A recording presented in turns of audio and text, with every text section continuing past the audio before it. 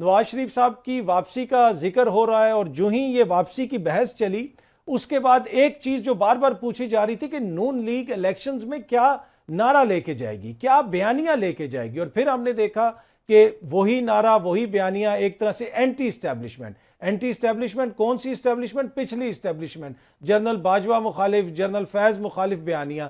तो क्या ये सिर्फ एक सियासी रेटरिक है या फिर जो मियाँ साहब कहते हैं कि एहतसाब होगा, अगर हम इक़्तिदार में आए इनका एहतसाब करेंगे, तो ये फिर वो एहतसाब होता हुआ भी अवाम देखेगी?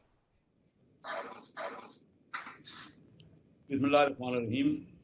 जी, मियाँ साहब 21 अक्टूबर को तशरीफ़ ला रहे हैं और मीनार पाकिस्तान पे एक बहुत बड़ा इज्तिमा होगा, उनको वेलकम करेंगे, जलसा होगा मियाँ साहब। और ये अभी जो रिसेंटली मियाँ साहब का बयानिया आया है, उसी के बारे में आपने देखा कि एक दिन हुआ मियाँ शहबाज शरीफ साहब आए और वो वापस लंदन चले गए ताकि थ्रेडबेयर डिबेट कर लें, डिस्कस कर लें उस बयानिए के बारे में।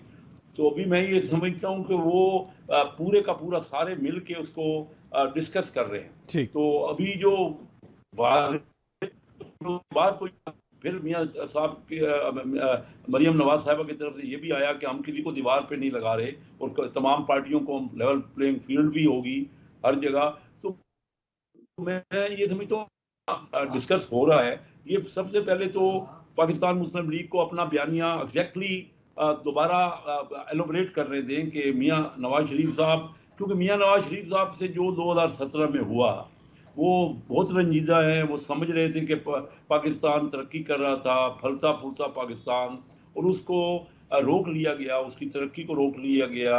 और वो महसूस करते हैं कि उनके खिलाफ जो नाजायज़ तौर पे एक इलेक्टेड प्राइम मिनिस्टर को हटा दिया गया, तो नेचुरल है कि वो उनका उनका जो उस बारे में गुस्सा है वो तो सबको समझ आ सकता है।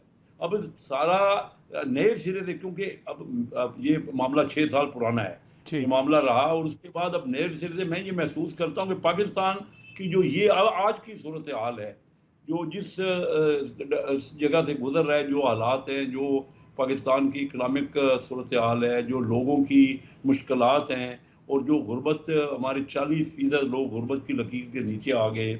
और हम एशिया कल ही IMF से और एशियन डेवलपमेंट बैंक और वर्ल्ड बैंक ठीक। सब ने पाकिस्तान के बारे में रिपोर्टें दी हैं कि एशिया के 46 मुल्कों में से पाकिस्तान 42वें नंबर पे इकानमी आ गई है।